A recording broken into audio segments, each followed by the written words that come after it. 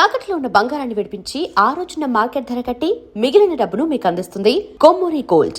జాతకాలు మనిషి భవిష్యత్తును మార్చేస్తాయంటారా, లేకపోతే కర్మలు మారుస్తాయంటారా? కర్మలు అనేవి అసలు నేను నమ్మను. కర్మ అనేదే లేదంటారా? నేను నమ్మను. ఇన్స్టెంట్ కర్మ కదా జరుగుతుంది. ఇన్స్టెంట్ కర్మ అంటే నేను ఒక సింపుల్ లాజిక్ చెప్తా.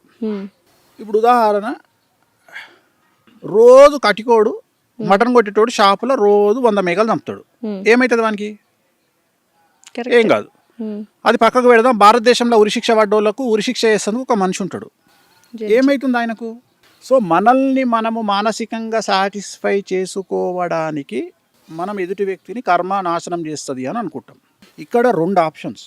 మనము ఏమీ చెయ్యకుండా మనము నిజంగా శుద్ధపూసలమైతే మనల్ని ఎవడైతే టార్గెట్ చేస్తాడో వాడు సర్వనాశనం అయిపోతాడు. ఇది మాత్రమే నేను నమ్ముతా. నిజమేనా సార్? ఇది ఒకటే నేను నమ్ముతా. కానీ నువ్వు కూడా శుద్ధపూస అయి ఉండాలి. నేను అనే పాయింట్ ఏంటంటే అమాయకత్వమేగా, ఏం తప్పు చేయకుండా.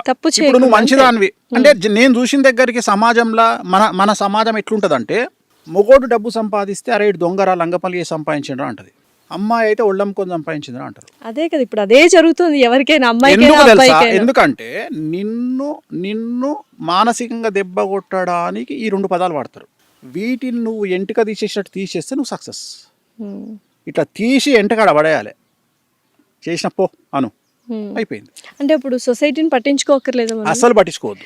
మనకి చెడ్డ పేరు వస్తుందని భయం కూడా అసలు వద్దే వద్దు. అన్నిటికంటే ముఖ్యమైన ప్రాబ్లం, నిన్ననే నా దగ్గరికి ఒక అమ్మాయి వచ్చింది.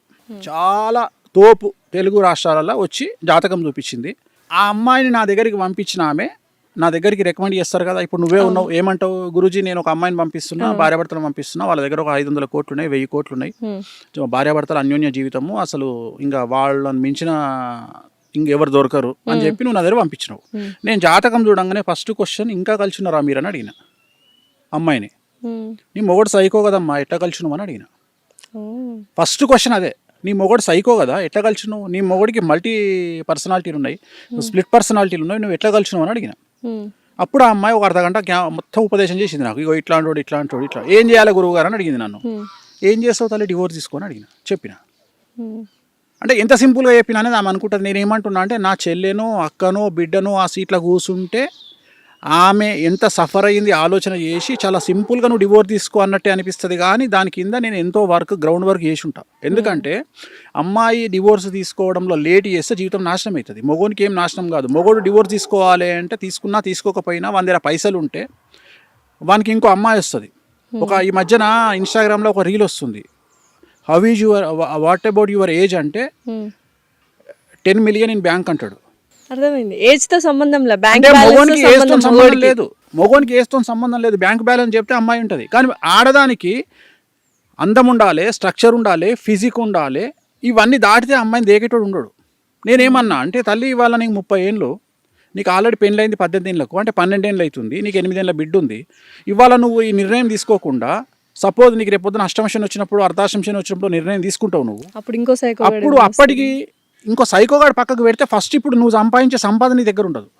ఎందుకంటే అప్పటికి నువ్వు ఏజ్ అయిపోయి 10 ఏళ్లకు ఏజ్ అయిపోయి ఉంటుంది. డెఫినెట్లీ. అర్థమైందా? పోనీ వీళ్ళేమి సూపర్ స్టార్లు హీరోలు కాదు, గ్రేట్ అవార్డ్స్ తీసుకొని నీకు 250 కోట్లు ఇస్తాను కాబోయే సీఎంలు కాదు. మరి అట్లాంటప్పుడు నీ పరిస్థితి ఏంది? వీడు రూపాయి కూడా ఇవ్వడు నీకు. రేపు పొద్దున మళ్ళీ బోటికి పెట్టుకోనో లేకపోతే మళ్ళీ ఇంకేదో చేసుకొని బతకాలి. సో ఈ నిర్ణయాన్ని నేను ఇస్తా. నేను అనేమంటే, ఈమె లేదు మా ఇంటి పక్కోడు ఏమనుకుంటాడు. మీ ఇంటి పక్కన ఇంట్లో కూడా సమస్యలు ఉన్నాయి తల్లి. మీ ఇంట్లో నీళ్ళు అయితే మీ ఇంట్లో ఇంకోలొల్లి, పక్కింటో ఇంట్లో ఇంకోలొల్లి. సో ఇంటింటి రామాయణం ఉంటుంది. కాబట్టి నువ్వు జనాల గురించి పట్టించుకోవడం బంద్ చేయి. ఇంకొక ముఖ్యమైన విషయం ఏంటంటే, మరీ ముఖ్యంగా తెలుగు స్టేట్స్లో ఒక వ్యక్తిని విమర్శించేటువంటి నైతిక అర్హత ఎవరికి లేదు. కానీ అదే చేస్తున్నాం, హక్కుగా భావించి చేస్తున్నాం. అంటే తెలుగు లాజికల్ ఏంటంటే 2+2 = 5. తెలుగు స్టేట్స్లో 2+2 = 4 కాదు, 2+2 = 5. సో ఇక్కడ డిఫరెంట్గా ఉంటుంది. ఇప్పుడు మన దగ్గర ఎట్లుంటుంది అంటే, మనం ఈ సమాజం అంతా ఫోక్సో గురించి మాట్లాడుతుంటే ఒక 10 మంది వచ్చి సపరేట్గా పెద్ద సినిమా గురించి మాట్లాడతారు. సో ఇది ముఖ్యం వాళ్ళకు. అంటే ఇక్కడ ఫోక్సో కంటే పెద్ద సినిమా ముఖ్యం వానికి. పెద్ద సినిమా ఎందుకు ఆగిపోయింది అనే దాని గురించి డిస్కషన్ నడుస్తుంది. ఎందుకు అంత తెలుగు వాళ్ళంటే ఎందుకు అంత బ్యాడ్ అయిపోయారు అనుకుంటున్నారా మీరు? మానసికంగా చెడిపోయారా తెలుగు వాళ్ళు? అంటే ఎంటర్టైన్మెంట్ కావాలి మనకి. ఎంటర్టైన్మెంట్ ఇప్పుడు నేనే ఉన్నా, నేను ఎంత పర్వట్టడు అంటే రాత్రి 10 గంటలకు ఉప్పల్ బాల్ వీడియోలు చూసుకుంటా. అగ్గిపేట మచ్చ చూసుకుంటా. ఎందుకంటే నేను నాకు వెరైటీ చూడబుద్ధి కాదు. ఎందుకంటే నేను యుద్ధం గురించి ఇన్ఫర్మేషన్ చూద్దామా ఏం దొరకదు. అంటే నీకు ఏది జెన్యూన్ రాదు కదా న్యూస్లో. అవును, నేను అనే పాయింట్ ఏంటంటే అర్థమైంది. అంత పెయిడ్ న్యూస్ కాబట్టి జెన్యూన్ న్యూస్ ఏమొస్తుంది, ఇరాన్లో ఏం జరిగింది అనేది చూస్తే మన ఛానల్లో అది రాదు. మన ఛానల్లో పచ్చళ్ళలో ఇంకోటో నడుస్తుంటది. సో నేను అనేది ఏంటంటే నేను మళ్ళీ నేషనల్ న్యూస్కి పోవాలి, అక్కడ కూడా ఇదే పెంట. సో దాని బదులు ఇంటర్నేషనల్ న్యూస్ ఛానల్ చూసుకుంటే బెటర్. నేను అనేది ఏంటంటే ప్రతి ఒక్కడు పర్వర్టెడ్ అయిపోయిండు. నేను అనేది నైతిక బాధ్యత, నేను అనేది క్వశ్చనింగ్ లేదమ్మా. అన్నిటికంటే ముఖ్యం నేను ఏమంటున్నా అంటే దెర్ ఇస్ నో క్వశ్చన్. ఏది వేస్తే అది నమ్మాలి. అది నిజం కాదని తెలుసు, అయినా సరే నేను రాజకీయాలు అట్లే అయినాయి, సినిమా ఇండస్ట్రీ అట్లే అయింది, ప్రతి ఒక్కటి business, products, promotions, everything. Celebrity అనగానే పుక్కడికి దొరికిండా మీకు? ఎవడు పడితే ఏ హీరోని తిట్టడము, హీరోయిన్ తిట్టడము, యాంకర్లు తిట్టడము, ఇష్టం వచ్చి నోటికి వచ్చిన తిట్లు తిట్టడం. పద్ధతిగా ఉన్నా తిడుతున్నారు, ఏం చేయాలి చెప్తున్నా. ఇప్పుడు అందుకని ఒక సామెత ఉంది కదమ్మా, పెట్టనమ్మ ఎలాగో పెట్టదు పెట్టేముండకి ఏమైంది అని. ఒక సామెతనే ఉంది, పెట్టనమ్మ ఎలాగూ పెట్టదు పెట్టేముండకి ఏమైంది అని. అట్లా మన నిండుగా బట్టలు వేసుకున్న అమ్మాయిని తిడుతున్నారు, ఎక్స్పోజింగ్ చేసే అమ్మాయిని తిడుతున్నారు. సో నేను అందుకని ఏమంటున్నా అంటే ఈ విమర్శలకు మీరు తలొగ్గకండి. సో మనకు నచ్చింది మనము చేయాలి, మీకు నచ్చినట్లు మీరు బ్రతకండి, తప్పుడు పనులు చేయకుండా నచ్చినట్టు. రెండోది ఏంటంటే విమర్శించే వాళ్ళని చూసి కృంగిపోకండి, పర్వర్టెడ్గా బిహేవ్ చేయకండి. ఏంటి సార్ ఇంత ఆహ్లాదకరంగా వేశారు ఈ ఫామ్ హౌస్, బాతులు, చక్కగా కోళ్ళు, డిఫరెంట్ ఆవులు, కుక్కలు ఇవన్నీ ఉన్నాయి. ఏంటి దీనికి రీజన్ ఏంటి? ఈ ఫామ్ హౌస్ కి యొక్క ఏం లేదు, పర్పస్ ఏంటి? వచ్చినప్పుడు మెంటల్ ఎక్కింది. కరోనా వచ్చినప్పుడు ఇంట్లో నాకు ఖాళీగా ఇంట్లో ఉండడం అంటే చిరాకు. అంటే నాకు ఎట్లాంటి మెంటాలిటీ అంటే నేను ఇవాళ పని లేదనుకో, పని లేకపోతే ఇనార్బిడ్ మాలో జీవికేనో ఎటో వెళ్ళిపోయి ఓ చెప్పులు, అవసరం ఉన్న చెప్పులు, లేకుంటే పర్ఫ్యూమ్ ఏదో కొనుక్కొని వచ్చే టైప్ నేను. నాకు రిలాక్స్ ఇచ్చేది షాపింగ్, రెండోది వెంకటేశ్వర స్వామి, మూడోది స్విమ్మింగ్. ఇవి తప్ప నాకు వేరే ఉండవు లైఫ్లో. సో ఫస్ట్ ఇది షాపింగ్. ఎంత ఖర్చు పెడతారు సార్ షాపింగ్? హైయెస్ట్ ఖర్చు ఎంత ఒక్క రోజు పెట్టింది? చాలా పెడతా. ఎంత ఒక్క రోజుకి ఎంత పెట్టారు హైయెస్ట్ ఖర్చు? చాలా ఉంది, చెప్పండి సార్. నేను అవి చెప్పలే కానీ ఒక డ్రీమ్ ఉంది నాకు, చేసుకొని వచ్చిన. లండన్ లో హెవార్డ్స్ అని ఒక బిల్డింగ్ ఉంటుంది.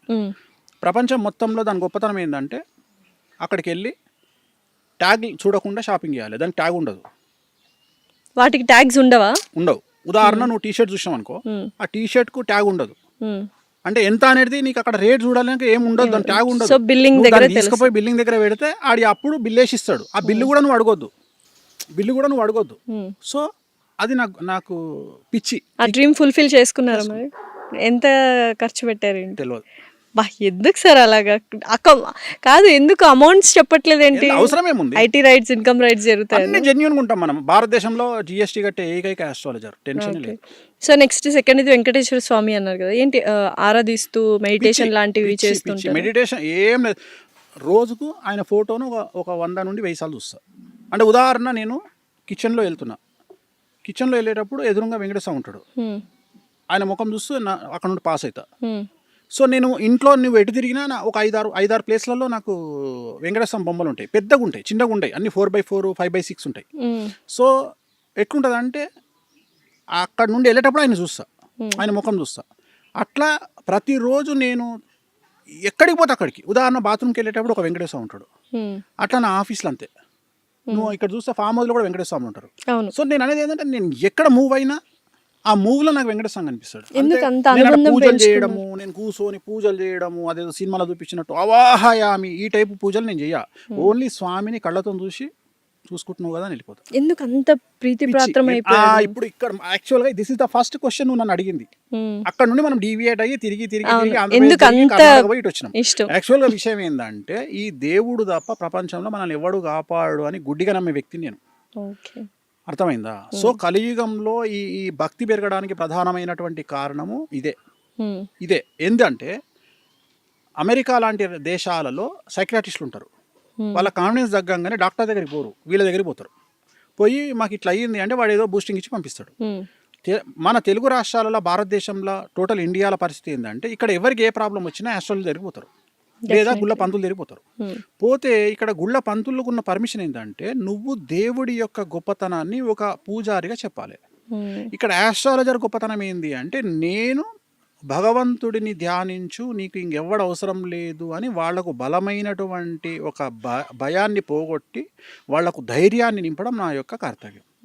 సో నేను ఇక్కడ ముందే చెప్పి నీకు ఈ ప్రాబ్లం ఉంది, ఉదాహరణ భార్యాభర్తలు విడిపోతారు, అయ్యా మీరిద్దరు విడిపోయే అవకాశం ఉంది, ఇగో నువ్వు మొదలే చెప్తారే నీ పెళ్ళం కొట్టినా నువ్వు కంట్రోల్ ఉండు, నువ్వు కోపానికి రాకు. అట్లా మీకు ముందే తెలిసిపోతుంటే జాతకాలు జాతకాలు చూసి ఖచ్చితంగా చూసి తెలిసిపోతాయి కదా. సో ఇప్పుడు జాతకంలో వాళ్ళు ఇలాంటి మనుషులను తెలిసినప్పుడు దాన్ని కొన్ని పరిహారాలు చెప్పినప్పుడు ఆ జ్యోతిష్యంలో చెప్పినవి మనం తిరగరాయొచ్చా?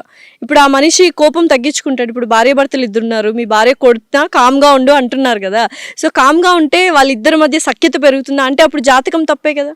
జాతకంలో అందరు విడిపోతారని ఉండదు, జనరేషన్ డిసైడ్స్. 1960లో పుట్టినటువంటి భార్యాభర్తలు పెళ్లి చేసుకుంటే ఖచ్చితంగా భర్త కొట్టిన భార్య పడుతుంది. ఎందుకు? ఆనాడు ఆ అమ్మాయికి ఆ స్త్రీకి ఫైనాన్షియల్ ఫ్రీడమ్ లేదు. ఇప్పుడున్నటువంటి అమ్మాయికి 1990 తర్వాత పుట్టినటువంటి అమ్మాయిలకు ఫైనాన్షియల్ ఫ్రీడమ్ ఎక్కువ. రెండవది కాలసర్ప దోషం అనేది చాలా తీవ్రత. రెండవది అందం మీద కాన్షియస్ చాలా ఎక్కువ. సో ఇంద్రుడిచ్చినటువంటి శాపం ఏంది అంటే ఎవరైతే అందమైన అమ్మాయిలు ఉంటారో వాళ్లకు కుటుంబ సౌఖ్యం ఉండదు అని ఆయన ఇచ్చినటువంటి శాపం. అందుకని నువ్వు తీసుకో, ఎవరైతే అందంగా ఉన్న అమ్మాయిలు ఉంటారో వాళ్ళ జీవితంలో భర్త అనేవాడు ఉండడు. రెండవది నువ్వు గమనించినట్లు ఎవరైతే ఆల్మోస్ట్ ఆల్ అందగత్తెలు ఉన్నారో వాళ్ళందరూ చూస్తే ఏజ్ గ్యాప్ ఉన్నటువంటి వాళ్ళని పెళ్లి చేసుకోవడమో లేదా సెకండ్ మ్యారేజ్గా వెళ్ళడమో జరిగింది. అందంగా ఉండడం తప్పైపోయిందా sir? Take any top hero, definitely Sridevi గారు, సుస్మితా సేన్ గారు పేర్లు చెప్పదలుచుకోలే. ఇప్పుడు లేటెస్ట్ హీరోయిన్ కూడా ఇవాళ ఒక సినిమా రిలీజ్ అయింది. సో ఆమె కూడా, సో ప్రతి ఒక్కళ్ళు ఏజ్ వాళ్ళకంటే ఎక్కువగా ఉండే వాళ్ళని పెళ్లి చేసుకుంటారు. ఎందుకంటే ఎక్కువగా ఏజ్ లో పెద్దవాడైన వాడు తన భార్యను కూతురును చూసుకుంటాడు ప్రేమగా. అందుకని తెలివిగల అమ్మాయి ఏం చేస్తుంది అంటే అలా దగ్గర పోతుంది. ఎవరైతే తెలివి లేని మూర్ఖపురాలు ఉంటుందో ఆ అమ్మాయి ఏం చేస్తుంది అంటే నాకు మంచి అందమైనటువంటి వాడు కావాలి అనుకుంటే మనకు ఆల్రెడీ దుకాణం పెట్టడానికి ఇంకా 7 మంది అమ్మాయిలు రెడీగా ఉంటారు. సో తన్నుకొని వచ్చి వీళ్ళిద్దరు విడిపోతారు. అయితే ఇప్పుడు అందమైన అమ్మాయి అందంగా ఉన్న హస్బెండ్ చేసుకోవద్దంటారు. నేను అనేది ఆల్రెడీ ఖాళీగా లేడు కదా అని చెప్తున్నా. ఓకే, నేను అనే పాయింట్ ఏంటంటే ఇక్కడ ఇంకోలాగా చెప్పొచ్చు, అందానికి ఇంపార్టెన్స్ ఇవ్వకుండా మనసుకు నచ్చిన అది ఎవడిస్తాడు.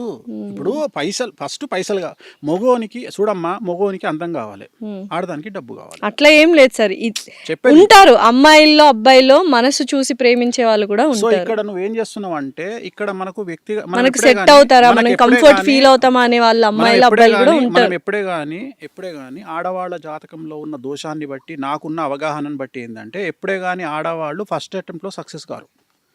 అంటే ఇప్పుడు పెళ్లి చేసుకోవాలి, ఇప్పుడు నువ్వు డైలాగులు చెప్పినావు, ఈ డైలాగులు ఫస్ట్ అటెంప్ట్ పనికిరావు. అర్థమైందా? డెఫినెట్లీ అవ్వదు. నన్ను చెప్తా తల్లి, పొద్దుగా లేస్తే చూసి ఇవన్నీ కలర్ వేసిన తల్లి, నువ్వు ఆయన కొంపదీసి నల్లెంటికలు అనుకునేవు. లేదు సార్, నేను ఇందాక వచ్చినప్పుడే అడిగాను మొత్తం. సో ఇక్కడ విషయం ఏంటంటే తల్లి, ఫస్ట్ అటెంప్ట్ లో ఏ అమ్మాయి సక్సెస్ కాదు. ఎందుకంటే అమ్మాయి గొప్పతనం ఏంటంటే, కలియుగంలో అమ్మాయి గొప్పతనం ఏంటంటే ఇంద్రుడిచ్చిన శాపం వల్ల గంజాయి మొక్కను పెట్టి 100 తులసి మొక్కలు పెట్టి ఒక గంజాయి మొక్కను పెడితే ఈ అమ్మాయి 100 తులసి మొక్కలను చేయితో చింపుకుంటూ వెళ్ళిపోయి గంజాయి మొక్కను అట్లా లేపుతుంది, పైకి లేపి నెత్తిన పెట్టుకుని వస్తుంది. అమ్మాయిలు రెడ్ ఫ్లాగ్స్ ని తీసుకుంటారు. దొంగనా కొడుకులను, నాట్ రెడ్ ఫ్లాగ్స్, దొంగనా కొడుకులను. సో నేను ఇప్పుడు నాకు తెలిసిన ఒక క్లయింట్ ఉంది, ఆ క్లయింట్ నా దగ్గరకు వచ్చింది. నా దగ్గరకు వచ్చి గురువు గారు నేను వీని పెళ్లి చేసుకుంటా అన్నది. అంటే నేనేం చెప్పిన అంటే, అమ్మ తెలుగు రాష్ట్రాలలో లిస్టు తీస్తే, దొంగనా కొడుకుల లిస్టు తీస్తే ఆడు నెంబర్ 1 ఉంటాడు అని చేసుకోకు అని చెప్పిన, వాడిని చేసుకోకు అని చెప్పిన. ఇది జాతకం గురించి కాదు తల్లి, ఇది నేను జాతకాలు చూసి కాదు, చెప్తాను. అంటే అమ్మాయి నా దగ్గరికి జాతకం చూడడానికి వస్తే నేను చెప్పి ఆ అమ్మాయికి దండం పెట్టి, తల్లి జాతకం పక్కకు పెట్టు, ఆడు దొంగనా కొడుకు వాడిని పెళ్లి చేసుకోకని చెప్పిన. వాడు అదేదో సినిమాలో నాకు ఆ కూల్ డ్రింకే కావాలి అనే టైప్లో వాడినే చేసుకుంది. వాడు ఏం చేసిండు, వేణుస్వామి మాట కూడా తప్పయ్యేటట్టుగా ఈ అమ్మాయికి పరిచయమైన 15 రోజులకు ఒక 20 లక్షల కారు గిఫ్ట్ ఇచ్చిండు. ఇది వేణుస్వామిని కాదు, వెంకటేశ్వర స్వామి కూడా పక్కకు ఉన్నది. ఎందుకంటే ఆ కారు గిఫ్ట్ ఇవ్వగానే వీడికి 100 కోటీశ్వరుడు అనుకున్నది. అయిపోయింది, పెళ్లి చేసుకుంది. వాడేం చేసిండు, 6 నెలల తర్వాత ఈ అమ్మాయిని పెళ్లి చేసుకుండు. ఈ అమ్మాయి పేరు మీద 2 కోట్ల రూపాయలు అప్పు తీసుకున్నాడు, ఈ పిల్ల పేరు మీదనే అప్పు తీసుకున్నాడు. ఈ పిల్ల ఇల్లు ముంచిండు, ఈ పిల్ల పైసలు ముంచిండు. అమ్మాయి సెలబ్రిటీనే కదా, అన్ని బిస్కెట్ చేసినాక ఈ అమ్మాయి ఏమైపోయా, అయ్యో హలో లక్ష్మణ అని కూర్చుంది. అమ్మాయి సెలబ్రిటీనే కదా నాకు. అయిపోయినాక ఇంకా డివోర్స్ కూడా కాలే, ఆడు ఇంకో సెలబ్రిటీతో దుకాణం పెట్టిండు. నేను అనే పాయింట్ ఏంటంటే ఇక్కడ మంచి చెడు అనేది యు కాంట్ డిసైడ్. నువ్వు ఒక వ్యక్తి మంచోడా చెడ్డోడా అనేది నువ్వు డిసైడ్ చెయ్యలేవు. సో నేను అనేది జాతకాల పరంగా వీ కెన్ డిసైడ్. జాతకాలు చూసి వీళ్ళిద్దరు కలిసినాయా కలవలేదా, వీళ్ళు విడిపోతారా, జాతకాలు చూసిన తర్వాత కూడా గొడవపడి విడిపోతున్నారు. నువ్వు అనుకుంటున్నావు జాతకాలు చూసిరు అని, నువ్వు జాతకాలు చూసిరు అని యూ కాంట్ డిసైడ్. గణాలు చూసి ఇన్ని గణాలు అబ్బో గొప్పగా గణాలు అనేది తప్పు. ఎందుకంటే 8 ఈక్వేషన్స్ లా ఒక్క ఈక్వేషన్ గణాలు, ఇంకా 7 ఈక్వేషన్స్ ఉన్నాయి. సో నువ్వు గణాలు అనే మాట తప్పు, అసలు జాతకాలే కాదు అది. గణాలు అనేది జాతకమే కాదు, జాతకాలు చూసి అనకు దానికి.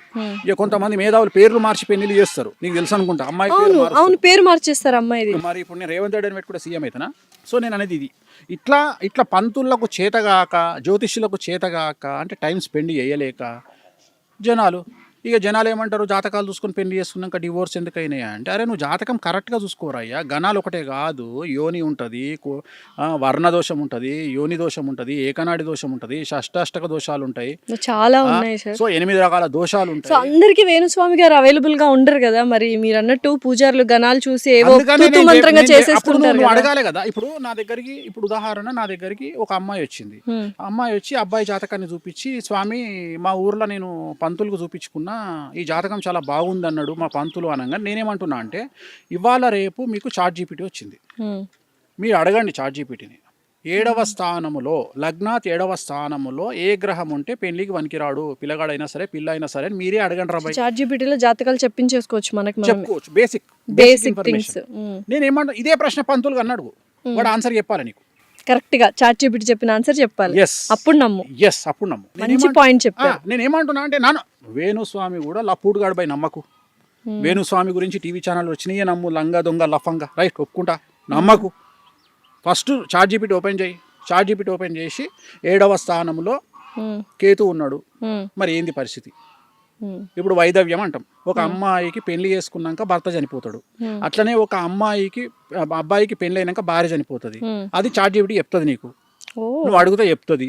నువ్వు 7వ స్థానంలో ఉంటే పంతులు కాడి చెప్పలే నీకు, నువ్వు చక్కగా తీసుకుపోయాను ముందర పెట్టి, ఆ 7వ స్థానంలోకి కేతు ఉన్నాడు, ఎట్లా చేసుకోవాలి పంతులు అని అడగంగానే చెల్ల చెమటలు వస్తాయి పంతులకు. ఎందుకంటే సబ్జెక్ట్ పంతులు తెలియదు కాబట్టి, నాకు తెలియదు తల్లి అంటాడు. ప్రతి ఒక్కళ్ళ వేణుస్వామి గారిని అప్రోచ్ కాలేరు కాబట్టి ChatGPT బేసిక్ గా వాడమని క్లియర్గా చెప్తుంది. నేను ChatGPT అడగండి. నేను అనేది ఏంటంటే, ChatGPT మనుషుల కంటే ChatGPT గొప్పది కాదు. త్వరలో ChatGPT అంతమవుతుంది, AI కూడా అంతమవుతుంది. AI అనేది మనుషులకు పోటీ రాదు జాతకరీత్యా. ఏంటి సార్ ఫ్యూచర్ అంతా AI అంటున్నారు? AI ఆర్టిఫిషియల్ ఇంటెలిజెన్స్ ఫ్యూచర్ అంతా అంటున్నారు. వేణుస్వామి చెప్పిండు, అండర్లైన్ రాసుకోండి. ఏమని? AI పోతుంది. ఎప్పుడు, ఎన్ని ఇయర్స్ కి పోతుంది? 2032 వరకు AI మీద జనాలకు ఇంట్రెస్ట్ పోతుంది. తర్వాత మళ్ళీ ఏమైంది, మనుగడ ఏమైంది? AI ఉండదు. AI నంబర్, కంప్యూటర్ సిస్టమ్ ఇవే నడుస్తాయి, కానీ AI అనేది పెద్ద పీక్ పడగొట్టేది ఏం కాదు. అంటే మనిషి నాలెడ్జ్ ముందర AI నథింగ్. అంతే అంటారు. ఎందుకమ్మా 2+2 4 అని చెప్పడానికి AI ఎందుకు? మనిషి లేడా? నేను అది గొప్ప విషయం కాదు, మనకు మానవ మేధస్సు కంటే గొప్పది చెప్పాలి. ఆల్రెడీ నువ్వు ఏదైతే డేటా లోపలికి ఎక్కించినావో అది AI చెప్తుంది. కానీ రోజుకు మనము ప్రతి సిచ్యువేషన్ డిఫరెంట్గా ఉంటుంది తల్లి, ప్రతిరోజు డిఫరెంట్గా ఉంటుంది. సో నువ్వు అంచనా వేయలేవు. జనాలు చేసే మోసాన్ని యూ కాంట్ ప్రిడిక్ట్. నువ్వు అంచనా వేయలేవు మోసాలని కానీ, అభివృద్ధిని కానీ, రాకెట్లను కానీ. You can't predict anything in society. Sir ఇప్పుడు మరైతే బీటెక్ స్టూడెంట్స్ అందరూ ఆర్టిఫిషియల్ ఇంటెలిజెన్స్ అనే కోర్సులో జాయిన్ అయిపోయారు, చాలా చేస్తున్నారు. అప్పుడు మరి పరిస్థితి ఏంటి? చేతగానోడు బ్రతుకు తెరువు, చేతగానోడు కాంపిటీషన్కు భయపడేటోడు ఏఐకి భయపడతాడు. ఇట్లాంటి ఏఐలు వస్తేనే కదా వేణుస్వామి వాల్యూ తెలిసేది. ఇట్లాంటి ఏఐలు వస్తేనే కదా నీలాంటి అమ్మాయిల వాల్యూ తెలిసేది. ఏఐని ప్రశ్నలు అడుగుమను, ఏఐ బెండకాయ కూర ఏమను చేస్తుందా? చేయదు కదా.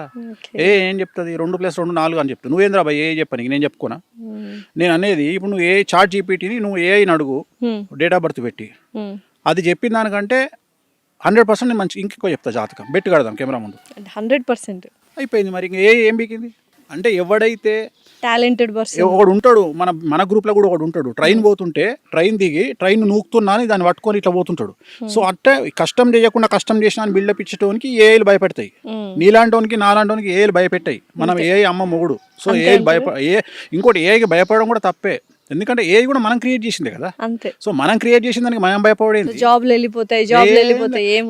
రీజన్ ఏంటంటే, జాబులు వెళ్ళిపోవడానికి ఆర్థిక మాంద్యం రీజను. మనం ఏదైనా చక్కగా మాట్లాడుకోము. మన దగ్గర ఉన్న గొప్ప విషయం ఏంటంటే, మనం నిజాయితీ మనం తప్పులను ఒప్పుకోము. ప్రస్తుతం ప్రపంచాన్ని ఆర్థిక మాంద్యం కుదేలు ఒక ఆట ఆడుకుంటుంది. భారతదేశంతో పాటు అమెరికా కూడా అతి కష్టమైనటువంటి పరిస్థితుల్లో ఉన్నది. ఆ విషయాలు మనం మాట్లాడకుండా అప్పులలో ఉన్నటువంటి కంపెనీలు, దివాలా తీసిన కంపెనీలు అన్ని పన్నులను తీసేస్తుంటే దానికి వాడు ఏ అనేటువంటి ఒక రూల్ చెప్పి మనల్ని తీసేస్తున్నాడు. Okay, definite. సార్, ఇప్పుడు ప్రపంచంలో అతిపెద్ద సమస్య ఏంటంటే డబ్బు సంపాదించడము. డబ్బు లేని వాళ్ళు అంటే ఏదైనా ప్రాబ్లం ఉంది అంటే అది డబ్బుతో ముడిపడి ఉంటుంది. సో వేణుస్వామి గారు డబ్బు ఎలా సంపాదిస్తారు, డబ్బు సంపాదించడం ఎలా అని అడిగితే ఏమంటారు? డబ్బు సంపాదించడం ఎలా అంటే ప్రపంచంలో 3 విషయాలు చాలా సింపుల్ విషయాలు. 1 డబ్బు సంపాదించడం, 2 అమ్మాయిని పడేయడం, 3 సెలబ్రిటీ స్టేటస్ అవ్వడం. ఈ 3 చాలా ఈజీనా? ఈజీ. ఈ 3 కోసం మొత్తం చెప్పని ప్రపంచంలో ఈ 3 ఈజీ. ప్రపంచంలో 3 కష్టం. 1 డబ్బు నిలుపుకోవడం,